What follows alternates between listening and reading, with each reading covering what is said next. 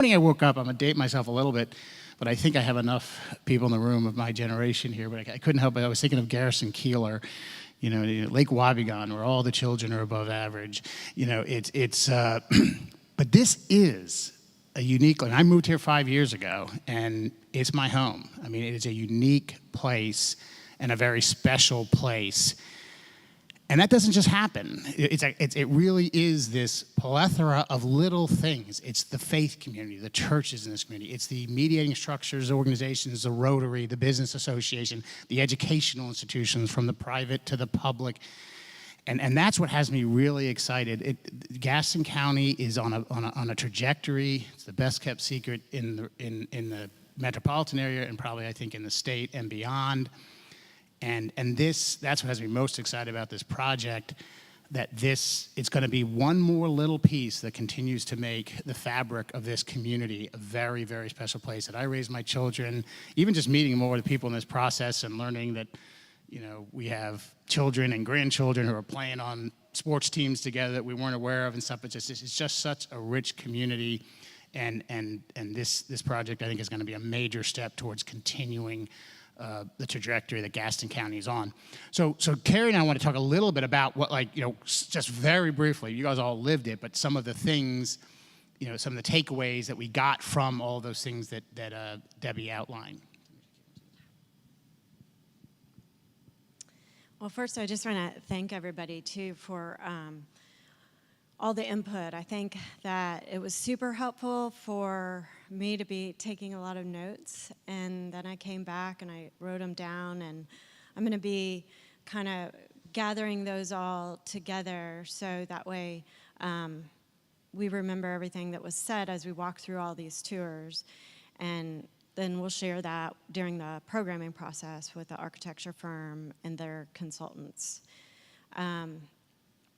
And I just appreciate your guys' time. So a lot of the other things that we've been doing behind the scenes, because I have my background is working in architecture and development firms, I've started doing some of the thought process for the sites, but we also have been talking to several general contractors and having them walk through the area. And we have a lot of things to take into consideration when we're looking at sites. The security, both of 1,000 people coming to the theater, the traffic patterns, in and out of those, the students in around the area, the utilities and underground, because that can get expensive, and the infrastructure of the roads. So we've been working on all that stuff and what's important to analyze that. And we will be consulting with a contractor, general contractor, probably a couple of them at least, and bringing them on board to also help us with the pricing all the way through, because we don't want to design an ideal situation and have to value engineer it that much. We want to know where we're at from the beginning and not be too far off, because I think we all in this room know that's going to be a challenge for us. We want a building that we can use and then understand that we may not have everything at first, but we hope to get there with the community support. So I think those are the main things probably that we've been going through. And then do you have anything? Okay.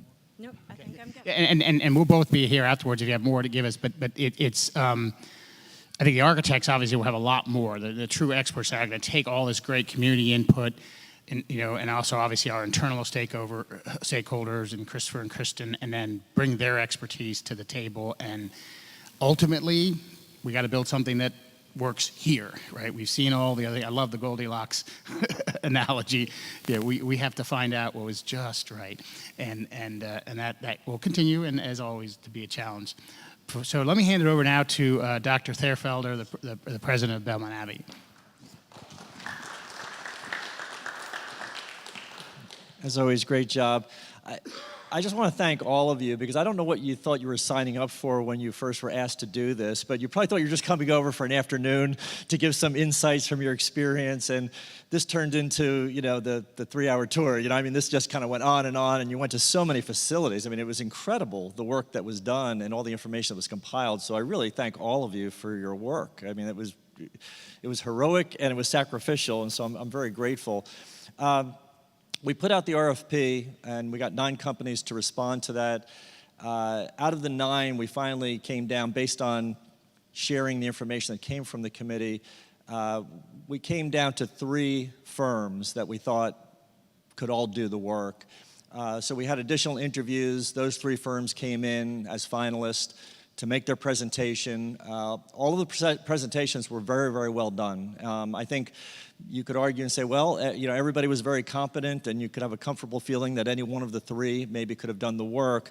But then after we had those 3 meetings, we went back and we said, it is a tough decision, which of the 3, because there wasn't one that we could just say instantly, well, the other 2 don't know what they're talking about. Everybody was competent at it, right? So we sat down and we kind of did a debriefing, and during the debriefing, we really came up with 3 things that I think we needed greater kind of confirmation and clarification about.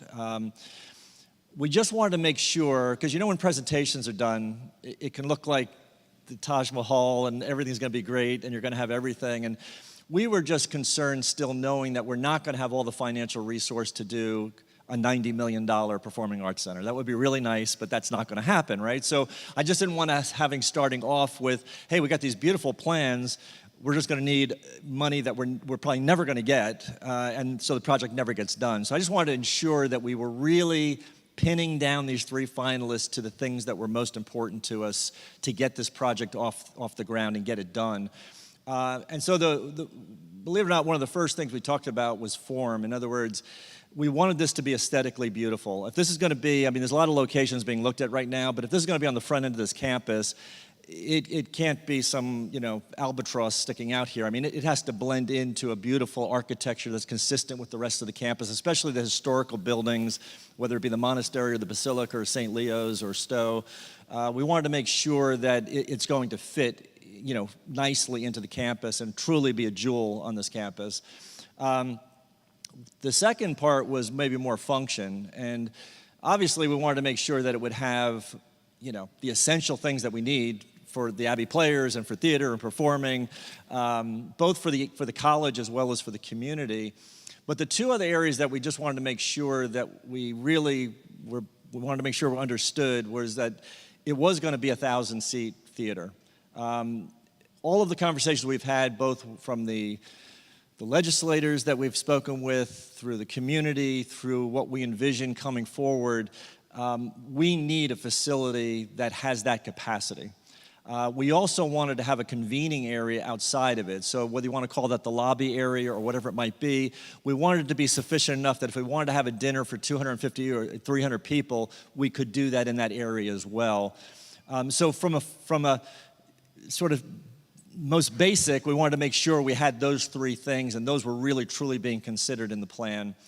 And then the third one, which we've all talked about, is we have about, $12.5 million maybe right now, and we're saying we're going to get $25 million. But as we all know, anybody that knows performing arts centers, $25 million, that's going to be a challenge. Just all the things I just said we are saying were kind of priorities that we were saying these were not negotiable, we had to have these. And we're saying we need that for $25 million. That's going to take a genius to do that. So to that end, we then sat down with the 3, and we had this one more interview to talk about those 3 things with each of the finalists again, to make sure we were really being honest, like when we looked at these plans. And so each, again, was very responsive, but there was one that really stood out in our mind above the other 2 that we had talked to. And so the firm was selected based on not only able to satisfy those kind of 3 priorities that I just laid out for you, but as well as a number of additional factors. One, experience with Performing Arts Center, both current and past, a local presence of their firm, creativity. That's a nice way of saying creativity in the budget-driven aspects of this project. Consultants selected for their team of professionals, references of current clients, and then really going above and beyond in the client relation process throughout. So the firm we selected is celebrating their 60th anniversary this year. They have over 440 employees. They have 6 locations. They have won over 250 awards for their design work. I know you all can't wait. So ladies and gentlemen, this is the reveal. Belmont Abbey College has selected Little Diversified Architectural Consulting to execute the first phase of the Performing Arts Center project, which entails programming, assisting in site selection, and 3D schematic designs of the sites that we're exploring. And so we plan to continue with Little Diversified after the successful completion of phase 1. So if you'll join me now in welcoming Tom Balk, who is the principal in charge, and Adam Carruthers, who is the project manager from Little Diversified. So please join me in welcoming them, and they're going to tell us a little bit more about the firm and next steps. Thank you. Thanks, Adam. Thanks, Adam. Thank you. All right, a lot of familiar faces from our tours over the year here. We are so excited to be a part of this, to be welcomed into the Abbey family is just so exciting for us as a team. We go by Little, right? Little Diversified is a bit of a mouthful, so we kind of condense it down as much as we can. But the core of that is that we are sort of a diversified firm.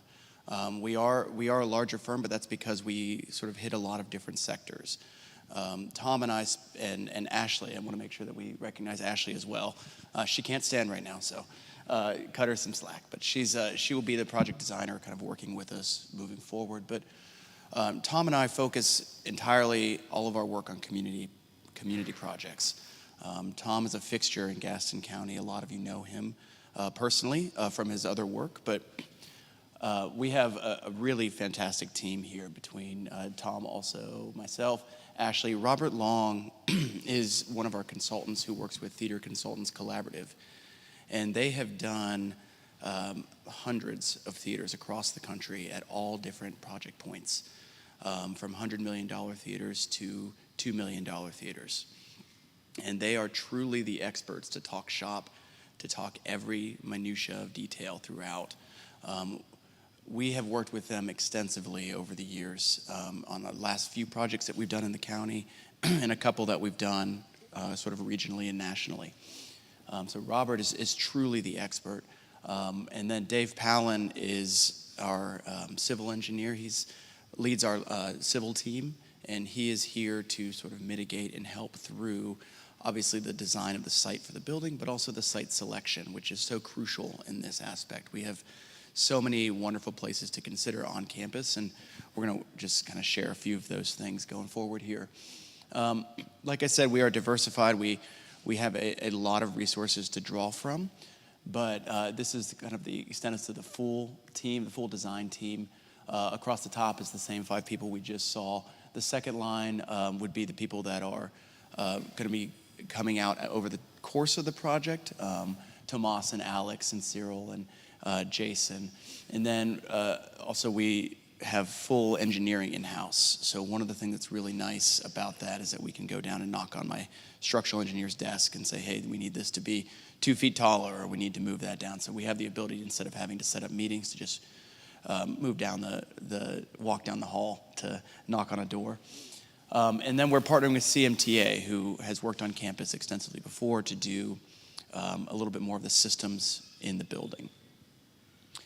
One of the things that's really interesting is, we have our core values of care, stretch, and spark, really caring and listening for our clients, trying to stretch what you thought was possible within the budget that we have, and kind of spark a new idea, a new creativity, and a new passion within the community in which we're serving. And that aligns really, really strongly with the core values of Belmont Abbey, which are learn, seek, and thrive. And so really hitting the idea of learning and listening, seeking and stretching and thriving and sparking in the community was something that we thought that Little aligned very strongly in our core values with the Abbey. But also, like Dr. Thurfelder said, we are hyper-local. One of the things jokes that we keep making is that during construction, they're going to have, the contractor's going to have a bear of a time because Tom and Ashley are going to be driving by on their way to the office every morning, looking out the window and being able to say, oh, no, let's move that over here, or you weren't supposed to do it that way. So there's going to be, what I like to call hyper oversight on this because we are local. Ashley and Tom are both residents within 5 miles of the space. They literally are driving by every day on their way to the office. Every day. And then Jason, who is our civil engineer on the project, who's also in the office with us, has raised his whole family here. So he's born and raised in the county. He has raised his entire family. His children will be coming to this event space over the course of their education. And we are keeping the design, we are keeping the thought of this in our hearts, in our local community, because we are local. We are a big firm. We are stretched across the country with resources in every direction, but we're also hyper local to this space. And we, sure. Because I've lived here since 1990. My father. Do you want to give them the mic? Yeah. Because they're actually. Okay. Yeah, I've lived here since 1990, and my wife's father, he was born on Gaston Avenue in Belmont. I was told he actually did go to the Abbey. I don't know that he graduated. So I can't tell you how good a student he was. So been here since 1990. My son, Ben, he's 32 today. Chuck Stowe taught Ben theater at Ashbrook High School. And I think those 4 years changed the course of his life. He was theater, choral.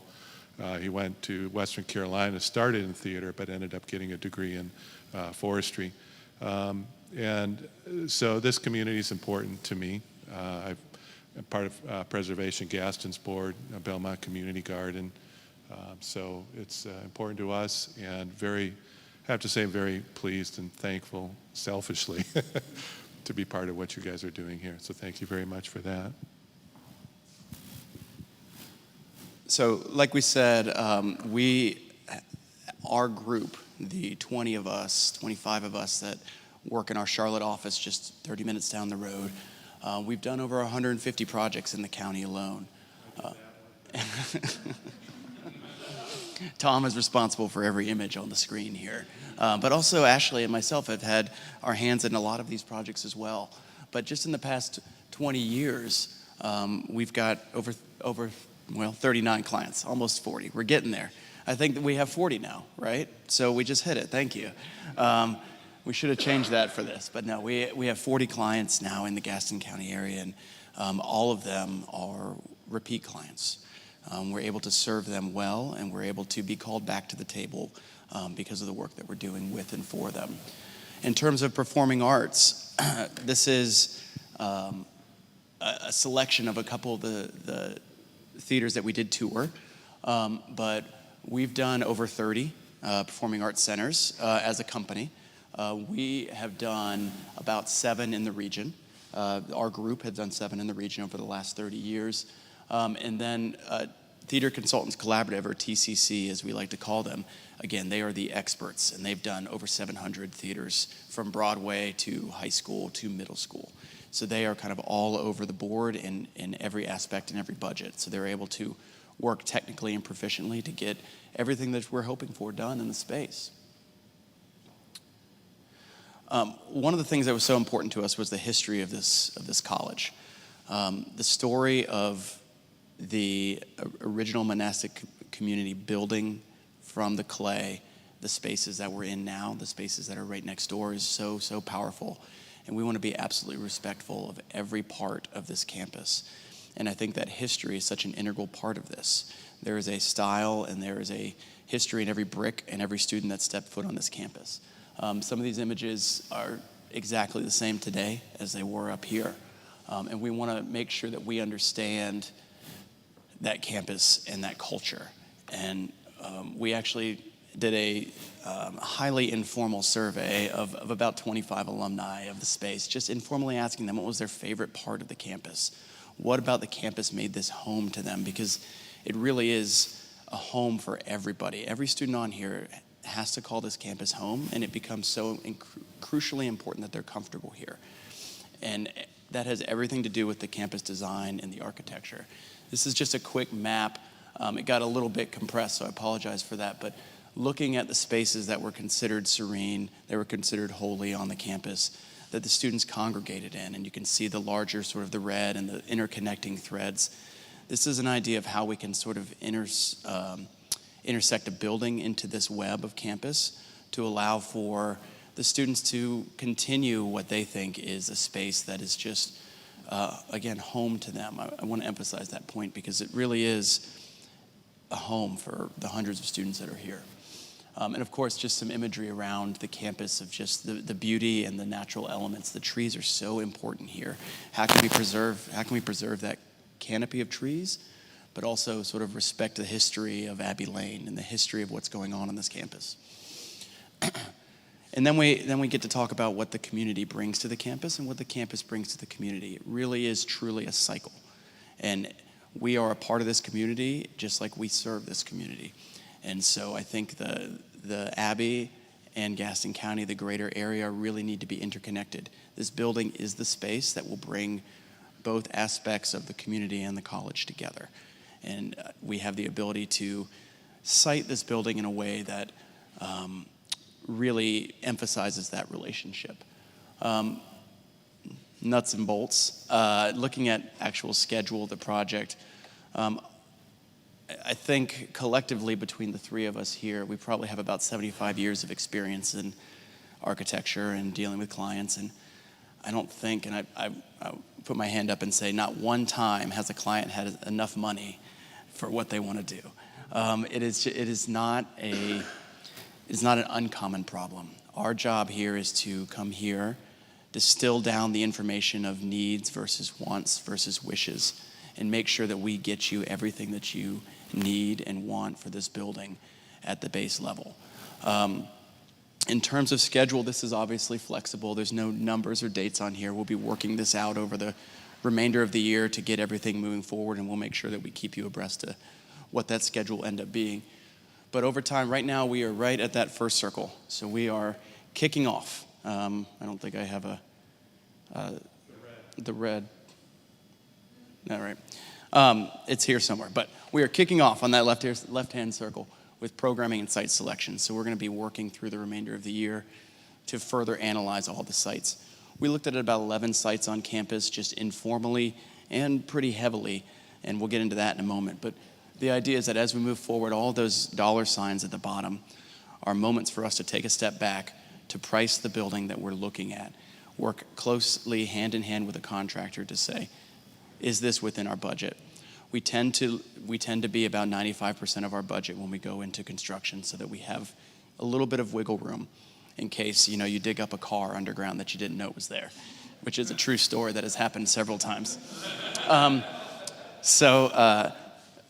story short, the idea that we have the ability to work closely with, we've been here for 60 years. We know every contractor in the region very, very well. To work closely with them, to draw on their expertise, but also to use our own expertise to push them. We do have a cost consultant on board who has priced 2 performing arts centers this year. So they are in the region. They have done this many times, and they're currently pricing real numbers. And so we're able to truth the contractors as well. So it allows us to sort of push and pull in the right aspects and the right relationships. So as a highlight for our team, we are local, like I say, hyper-local. We have a deep performing art expertise, and we are a tested team. We have done this many times for many different clients, and we are ready to get some bricks out of the ground. I've talked about site briefly. These are just a handful of the sites that we looked at around campus. So let's see if I can figure this out. We can do it here. Come on. But we are in the Haight, which is the sort of cluster of 4 circles on the left. That middle circle on the right-hand side in the middle is closest to the Haight. So that's the parking lot that most of you parked in today, just to orient you. 85 is the double white line along the bottom. The bridge is kind of crossing 85 in the bottom left. We are looking at any and every site that is at all possible. I want to draw your attention to the criteria on the top right. The hardest thing to, sorry, thank you. I didn't want to end the slideshow. The hardest thing to sell is infrastructure that you can't see. You don't get a lot of donors that want to put in a new stormwater system. That doesn't really happen. So our goal here is to minimize. Oh, okay, perfect. Oh, there it is. Thank you. There it is. So the hardest thing to sell is really this utility access. And that's so crucial because it doesn't just mean what's going out of the building, it also means what's coming into the building. With a performing arts center, you have a really high use of electricity, a really high demand of water, actually, going in and out of the building. And if the lines are not there now, we have to put new lines in. And it's again, really hard to raise money for a pipe that no one's ever going to see.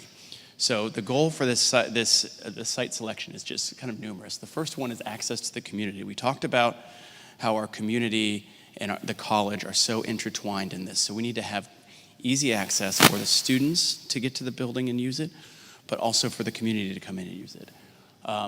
So campus and community access. Parking is another big one. If we're going to have 1,000 seats in this theater, we need about 350 parking spots. That always takes up more room than you sort of realize. What we have out here is about 120 where we park. So you're looking at something 2 to 3 times the size of this. Then we have site entry and exit. As part of the utility, we need to get a road that would allow 350 cars to exit and enter at one time, essentially within 30 minutes before and 30 minutes after a show. So high volume of traffic, we need to be able to mitigate that. Environmental constraints, that comes down to acoustics, which we talked about. Oh, we have acoustics lowered. Sorry, environmental constraints in terms of site. So if this site is very steep, which we have a lot of grade right behind this building, that requires more money to build up to create a flat site to put a building on. Vehicular service, again, we need to get, if a production comes in that has a 53-foot semi, that needs to upgrade the roads, that needs to have a back-end space, that needs to have a larger loading dock, that needs to have a lot of things that we might not have on campus currently in every location. Utility access, again, if we can be closer to heavy utilities, the better off we are. And then environmental acoustics. We are close to a very busy highway. When you're trying to do a very intimate performance and a tractor trailer is coming by, you might hear that. There are architectural solutions to that. We can make sure that that is not going to be an issue. But the further away from sound, the better you are. The more isolated you are, the better. So just a lot of considerations that all boil down to cost. We've talked a lot about this. We all sort of realize. But the cost is really going to be kind of the driver. We want to get the most building that we can for the money that we have. So we've been looking all over campus. Some are feasible, some are not. But the list is actually longer than this. These are kind of the top 9. But I think this is our last slide. I want to close, and we'll open for questions in a moment, but I want to close by just again thanking you for inviting us into your family and being sort of a part of this. We are so excited to be here, and we are so excited to get work done on this project. So I will open it up now. Is there anything else? We have Q&A next. Okay. This is probably the most divisive slide that I'll put up here, so I just want to... Yeah. Yes, the hospital's on the bottom right. That's the development there, correct.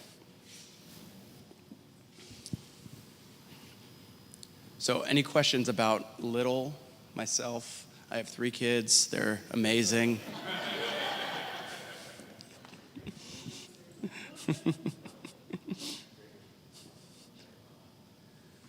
Oh, sure.